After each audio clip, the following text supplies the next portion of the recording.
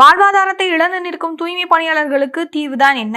Chennai ribbon மாளிகைக்கு வெளியே 13 நாட்களாக போராடி நள்ளிரவில் கைதான தூய்மை பணியாளர்கள் அடுத்த கட்ட நடவடிக்கை குறித்து ஆலோசிக்க நேற்று மேதின பூங்காவில் கூடியிருந்தனர். அவர்களை கலைந்து செல்லுமாறு எச்சரித்த காவல்துறை சில நிமிடங்களிலேயே குண்டுகட்டாக கைது செய்திருப்பது பரபரப்பை ஏற்படுத்தியுள்ளது. பணி நிரந்தரம் வேண்டியும் தனியார் மயத்தை எதிர்த்தும் தூய்மை பணியாளர்கள் ரிப்பன் மாளிகைக்கு வெளியே கடந்த ஆகஸ்ட் மாதம் 1ஆம் தேதி முதல் போராடி வந்தனர். இந்நிலையில் அனுமதி பெறாமல் போராட்டம் நடத்துவதாக கூறி அவர்களை ஆகஸ்ட் 13ஆம் தேதி நள்ளிரவில் குண்டுகட்டாக காவல்துறை கைது செய்தது. இது தொடர்பாக போராட்ட குழுவினர் கைது செய்யப்பட்ட விதம் சம்பந்தமான வழக்கும் தனியார் மையத்தை எதிர்த்து போராட்ட குழுவினர் தொடர்ந்த வழக்கும் சென்னை உயர்நீதிமன்றத்தில் விசாரணையில் இருக்கிறது. இந்த நிலையில் நேற்று அடுத்த கட்டமாக என்ன செய்வது என்பதை பற்றி கலந்து ஆலோசிக்க சென்னை சிந்தாதிரிப்பேட்டையில் உள்ள மேதின பூங்காவில் தூய்மை பணியாளர்கள் கூடியதாக தெரிகிறது. இதற்கிடையே நேற்று மதியம் 12:30 மணிக்கு மேல் அனைவரையும் கலைந்து செல்லுமாறு காவல்துறையினர் எச்சரித்ததை தொடர்ந்து சில நிமிடங்களிலேயே அவர்களை அப்புறப்படுத்தும் நடவடிக்கையை காவல்துறை தொடங்கினர். முதலில் கேட்டுக்கு வெளியே நின்ற பெண்களை குண்டுகட்டாக போலீஸ் வாகனத்தில் ஏற்றினர். இதில் சிலர் காயமடைந்ததை